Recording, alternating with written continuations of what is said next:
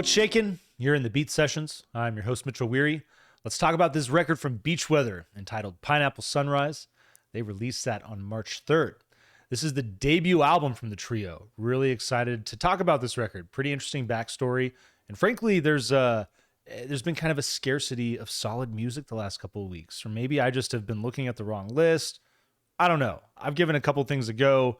And there were some records where I just gave up after a few songs. Happy to talk about this one. I think from start to finish, this is a solid effort for a debut album. A band that's put out 3 EPs and frankly was on hiatus until about a year ago. It's pretty interesting to read about this group coming together. Nick Santino forming this thing with Reeve Powers, another original member, and then Sean Silverman is your new guitar player. He fills out the 3-piece, and they have some touring members, but they open up the year by coming off a 5-year hiatus and play a show, and things come together. This record, I'm sure, obviously a byproduct of that, and it's very interesting talking about the song Sex, Drugs, Etc. and the way that led things off as a single. That song was released before they went on hiatus. So what I'll say about it is that it's an excellent track. It demonstrates the type of potential that this band has, and I'm excited to listen to their future work. I think that this is a band that could be pretty good. On the other end of things, though, it does concern me that the highlight track is a track that you're recycling from roughly 6 years ago. Now, there's always circumstances where you might do a good thing and exposure is limited, or life or whatever might happen. And so I don't fault this band, and I'd argue it's a good move. I think it's the right move to have a larger platform and to give your audience more exposure to this track. However, what I will say is that this band, their feel overall, you get on the music sites, the streaming services, and they have bands that you can compare them to. And I feel like you get comparisons to more alternative rock and roll outfits.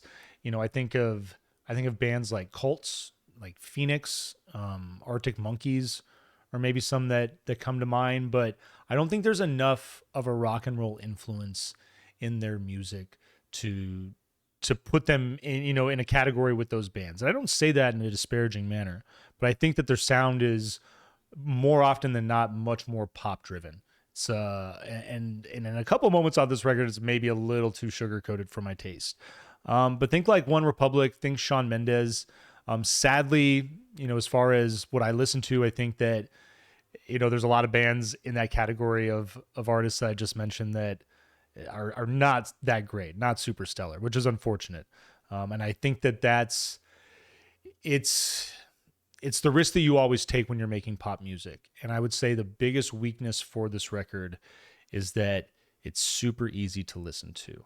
It's something that you can just throw on, and it's the melodies are great. It's super catchy, but it's very formulaic, much like pop music. I think that's the one thing that pop music will always suffer from, is that formula and the requirement of that formula, obviously, to appeal the masses in a way that the masses want to be appeased when it comes to the pop tune. It certainly is a battle that I think every artist has to face. And with this record, I can see why the band would maybe want to ride that a little bit, as far as exposure, as far as this second phase and coming off that hiatus. There's so many more things available, mediums as far as social media, ways to get your music out there and to promote yourself. It's wild how much the world really has changed in the last 5 or 6 years. And so I think this is a band that's going to do well with this EP, or with this LP, excuse me. This is a band that I think you'll certainly see them on side stages at festivals, if not already, within the last year. They had a big 2022. And I think that this is overall a pretty decent debut, but I think that this is a band that has a lot to prove with their second record. And I don't envy them that task. Based on this record, based on everything that I just talked about, I think that I think more than anything, this, as excited as I am, this record, it doesn't give me a whole lot of promise that future projects are going to be that great, or that this is going to be the type of band that has a lasting impact. And I hope I'm wrong about that. I really do. This thing, it kicks off with your title track, Pineapple Sunrise. Got this lo-fi intro that ushers in a light, breezy track. Major pop influence on this thing. Bit of a disco influence is there. Really easy to listen to. It's a pretty clear indication of what you're going to get for the rest of this thing. High and Driving, your second track, is one that I like more than others. I like the light galloping electro percussion. The vocal gives way to like a slightly moody and electronic pop song. And I like the way that this thing backs off momentarily. Second verse keeps building in, and it's a good song. It keeps nice momentum as far as the pace is concerned on this thing. 11 tracks, 32 minutes, and I'll get into that in a second. Unlovable, your third track. This is in one of my top twos. I really like the acoustic intro, which this is a track that has more of that alternative rock feel, and I think this is a band that I would challenge them in the future to roll with that alternative rock and roll feel. I think that you'll have more success, that your music in general will just have more of a lasting impact if you choose to maybe ride a bit more of that alternative rock style more than the pop, so to speak. But keep that there. There's so many bands. I think of a band like The Killers is a great example of a band that has a major pop influence. But I think that, and maybe it's a great subject of debate if you guys want to, go at it in the comments section. But I think that The Killers, while they ride that line, ultimately are more on that alternative rock side versus the pop side of things. But Unlovable, I like just like the 90s vocal hook. I dig the way that this track builds, the like key element in the background. It's a great song. Trouble with This Bed is your fourth track. Light, funky, soft rock. I dig the vocal on this song as well.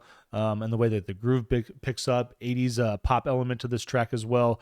A good little stretch of tracks, 3 and 4 here. Desert Oasis is your fifth track. It's this mid-tempo, atmospheric alt rock, and it's just an interlude. It just cuts off after 50 seconds, and it's not the only one. So yeah, this thing ends up being only 32 minutes with like 9 real songs on it, which is kind of a bummer too. Like you're almost writing EP territory a little bit there. Like this is almost just like their fourth like and biggest EP maybe. Homebody is your sixth track, is another easy listening track. It's catchy, but this is a point in the record where I feel like the sound, the production, all of these things that are building this record are starting to sound a little monotonous, and it's unfortunate. On the bright side of things, it does have that hot run time, so I think that does work to its advantage. And for a band putting out its first full-length record, so to speak, it's a lot. It's a big challenge. It's a hard thing to do, and so. What I love about this record is that, like I said, it's good, and I think for them it'll be a really good template for their second record, hopefully, of like, hey man, this worked, this didn't, and hopefully that this is like. Hopefully we get the opposite of the sophomore slump with these guys. But coming off of Homebody, we're going to get Hard Feelings, get this pulsating synth and vocal to open. Instrumentation hits. The song develops, and it's like at this like summer dance floor pop feel. It's a song that I imagine will probably be reworked by a ton of artists, probably hear it quite a bit in some different form on the dance floor. But, as far as the regular version and, even just those remixes, this is a song where I found myself asking like, how long is this going to be catchy? Is this really a song that's going to like dig its claws into you and be, long lasting? Silent Type is your eighth track. Light rolling riff that drives this track. Honestly, it reminded me of What's My Age Again by Blink-182. It made me laugh a little bit, but I like the riff, and you get kind of this like slight punk, like pop punk feel, in the verse. Then the chorus fills out, becomes way more synth and pop driven. It's kind of an interesting dynamic in the song. Miss You is your ninth song. Simple acoustic and vocal intro, synths built in behind this, percussion hits, and this is that other track. Like it turns into this danceable jam, and then it just ends before it begins. It's really unfortunate. Wildfire is your penultimate track. Simple piano and vocal intro on this thing. A little soft guitar echoes in the background. The drums and the synths build in for a light rocker that picks up in the chorus a little bit. A nice song that leads into your big track, Sex, Drugs, etc. Just all the little nuances in this song that come together. The bass especially, it sets this dark move, this great groove that I really enjoyed. The vocal in the verses is stellar. It's an awesome track. I'm so concerned with a band having to reach back 6 years for the centerpiece of a new project. But I will say that I think it's working. I hope it does work out in the long run. Exposure to this song is great. It's one that I hadn't heard before. So that's a perfect example of like, had they not done it, then probably wouldn't be talking about this record. So I'm gonna vinyl pass this just because I don't usually buy debut records. Something usually has to strike me quite a bit before I start lining the shelf with with your catalog. But I will say that it is a solid overall effort, and if I like that sophomore album, then we're gonna go back and please this thing for sure. But I hope you find this review helpful. I hope you enjoy this record. If you choose to listen to it, please like this video, share it, subscribe to the channel, do all the things to help us blow this project up in 2023. Tune into the live show at 10 p.m. Eastern Standard Time on Tuesday nights, and stay tuned throughout the week for more album reviews. We will see you next time on the Beat Sessions.